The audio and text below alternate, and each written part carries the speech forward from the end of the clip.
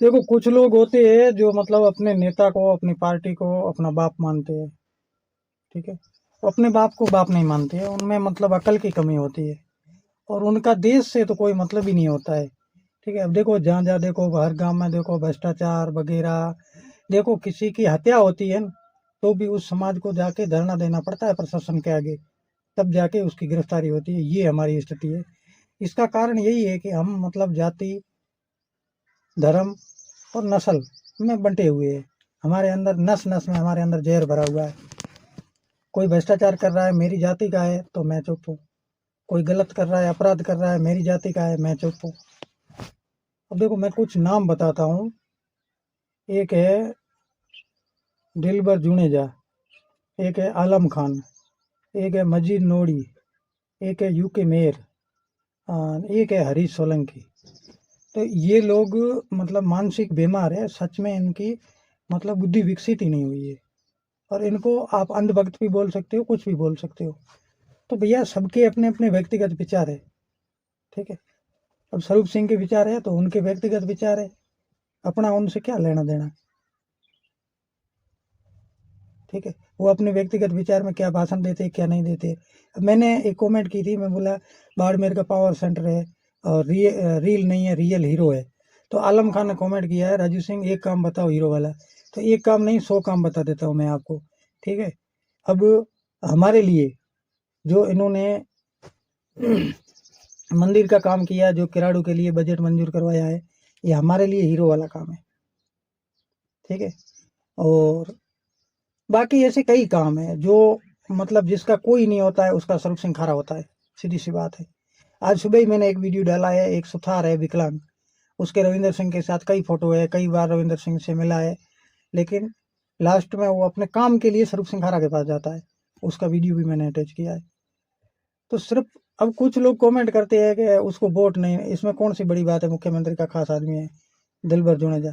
तो भाई हम भी वही बोलते हैं ना कि भैया कुर्सी से कुछ नहीं होता है, एमएल बनने से कुछ नहीं होता है। अब देखो रवसा एमएल बन के बैठे हैं, उनके हाथ में पावर तो है नहीं नरेगा के मेट जितना।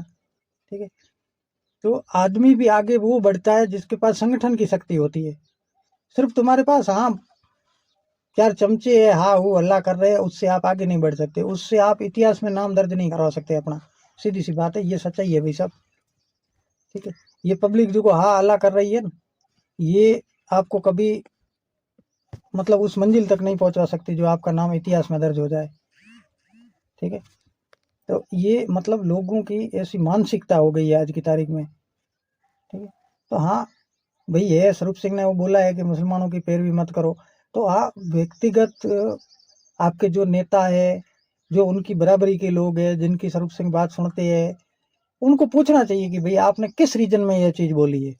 ठीक है, अब कल उनका जन्मदिन था, कम से कम 10% वहाँ मुस्लिम थे। तो इस पर मैंने पहले भी वीडियो बनाया था, मैं बोला ये देखो अब वो तुम्हारे लिए अच्छे है जो आते हैं, तुम्हारे पे टोपी पहनते हैं, अजरक पहनते हैं और तुम्हारे धार्मिक स्थलों पे जाते हैं, तुमको चूतिया बनाते हैं। और जब तुम्हारी मस्जिदें गिरती है तब तुम हजारों फोन करते हो, किसी का फोन नहीं उठाता है, एक ट्वीट तक नहीं करता है, वो तुम्हारा हीरो। तो भैया सच को जानो, जो तुम्हारे मुंह में बोल रहा है, जो तुम्हें कड़वा बोल रहा है, वो तुम्हारा सच में दुश्मन नहीं है। दुश्मन वो है जो तुम्हारा भाई बन के, तुम्हारा बेटा बन के, तुम्हारे साथ खड़ा रह के तुम्हारी पीठ में खंजर घोप रहा है। दुश्मन वो है। और जो सामने दुश्मन है उससे हम लड़ भी सकते हैं, हमें पता भी है कि राजू सिंह हमारा दुश्मन है, तो उससे हम लड़ भी सकते हैं। हाँ, राजू सिंह दोगला बन के, आपका भाई बन के, बेटा बन के आपके साथ खड़ा है तो आप क्या घंटा लड़ोगे? तो भैया अपनी अक्ल है ना उसको विकसित करो, और इससे पार्टी से और जाति से बाहर निकलो, देश को माता दो। जिस दिन आप देशभक्त बनोगे उस दिन आपको सच सच और झूठ झूठ पहचान में आ जाएगा। उस दिन आप अपने दुश्मन को भी अच्छी तरह से पहचान लोगे। ठीक है, वोट इसको कोई नहीं देगा, मजीद नोड़ी खान। तो भाई वोट दे चाहे न दे क्या फर्क पड़ता है? रविंदर सिंह को वोट दे दिया, रविंदर सिंह ने क्या उखाड़ लिया? तो भैया जिसकी सत्ता है, जिसकी पार्टी है, जिसका संगठन है, वो ताकतवर है। स्वरूप सिंह का कारण नहीं है, कोई भी हो XYZ, जिसके पास संगठन है वो ताकतवर है।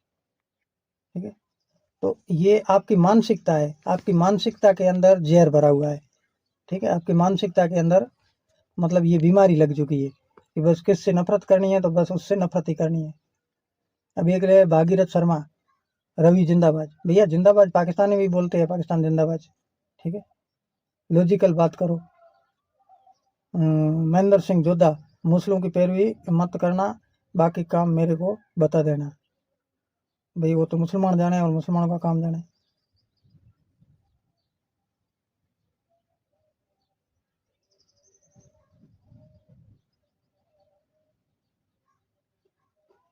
महेंद्र सिंह चंपावत, देखो ये मतलब डीएनए फेल हो चुका है इनका, कहीं न कहीं मिस्टेक हो चुकी है। जो मतलब सोशल मीडिया पे गालियां बकते हैं। आज देखो पूनम राजस्थानी ने 4-5 पोस्टें की है, तो उनको गोली बोल रहे है, गेली बोल रहे है, गलत मतलब कमेंट कर रहे हैं। तो ये देखो जब अक्ल बंट रही थी तब ये मतलब ठकुराई में सो रहे थे। आज देश में लोकतंत्र है, आज आप किसी को सम्मान दोगे तो आपको सम्मान मिलेगा, वरना सम्मान नहीं मिलेगा। और गालियां देने से कुछ नहीं होता है। गालियां कौन देता है? जो निकम्मा होता है, जो नकारा होता है, जो नीच होता है, जो बुद्धिहीन होता है, वो ही गाली देता है। ये सभी समझदार और बुद्धिजीवी लोगों को पता है कि भैया गाली कौन देता है। तर्क वितर्क बात करो अगले से, ठीक है। अगले का कोई आरोप है तो उसको सिद्ध करो। गाली देना तो भाई कमजोर, कायर, नीच, निकम्मे आदमी का काम है, और मतलब संस्कारहीन सभ्य समाज के व्यक्ति का काम नहीं है गाली देना। तो ये महेंद्र सिंह चंपावत है, ये गाली दे रही है, ठीक है। भड़वा रविंद्र सिंह के खिलाफ बोलेगा तो यही होगा।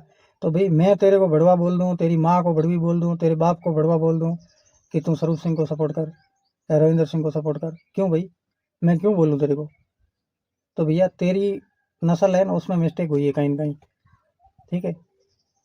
तब तू ये चीजें लिख रहा है, ये गाली लिख रहा है, अपने समाज के ही मतलब बंदे को लिख रहा है। तो भैया रविंद्र सिंह के बाप की कोई आलोचना नहीं कर रहा है, रविंद्र सिंह के भाई की कोई आलोचना नहीं कर रहा है, ठीक है। तो तुम्हारे पापा राजनीतिक में आए है और लोगों ने उसको वोट दिया है, ठीक है, लोकतांत्रिक तरीके से उसको जिताया है।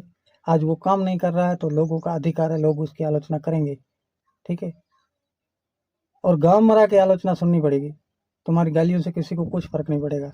हाँ, ये तुम्हारा कमेंट देख के तुमको कोई ये नहीं कहेगा कि हाँ तुमने अच्छा काम किया, तो तुमने अच्छा कमेंट लिखा है, ठीक है। जिसने भी ये कमेंट पढ़ा है उसके मन में यही विचार आया होगा कि साला देखो ये थोड़ा ही होगा, खानदानी व्यक्ति तो नहीं होगा, उसके मन में यही ख्याल आया होगा, ठीक है।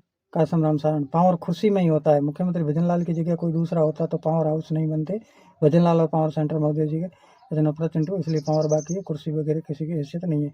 बिल्कुल भैया, कुर्सी में पावर नहीं होता है, पद में पावर नहीं होता है, बंदे में पावर होता है, ठीक है। जैसे हनुमान बेनीवाल है तो उसके पास विधानसभा में कोई सीट नहीं है, फिर भी बंदे में पावर कितना है, मुख्यमंत्री को हिला देता है, प्रधानमंत्री तक उसकी आवाज़ सुनते हैं, ठीक है। तो बंदे में दम होना चाहिए भैया, कुर्सी से कुछ नहीं होता है। अब एमएल तो रविंद्र सिंह है, पद तो रविंद्र सिंह के पास है, कुर्सी रविंद्र सिंह के पास है पोजीशन, लेकिन काम तो एक नरेगा के मेट जितना भी नहीं हो रहा है, और स्वरूप सिंह जो चाहे वो कर रहा है। तो वो बंदे पर निर्भर है भैया, बंदे में कितना दम है,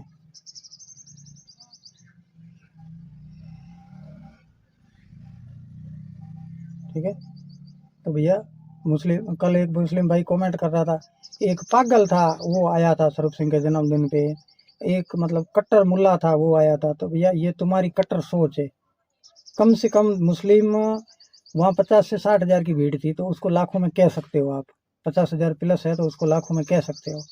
जिस स्वरूप सिंह को 2 साल पहले कोई जानता नहीं था, उस स्वरूप सिंह के जन्मदिन पे लाखों की भीड़ है, तो इसको क्या कहेंगे हम, ठीक है। आज 50-60 हज़ार की भीड़ है तो वो लाखों की भीड़ है भैया। तो अपनी मानसिकता सुधारो, ठीक है। संगठन में ही शक्ति है। हाँ, किसी से कुछ है तो हाँ पूछो ना, अब सवाल करो ना। हाँ, ये घटिया प्रवृत्ति है ना, ये तुम्हारे डीएनए पर आरोप लगाती है, सीधा शक पैदा करती है।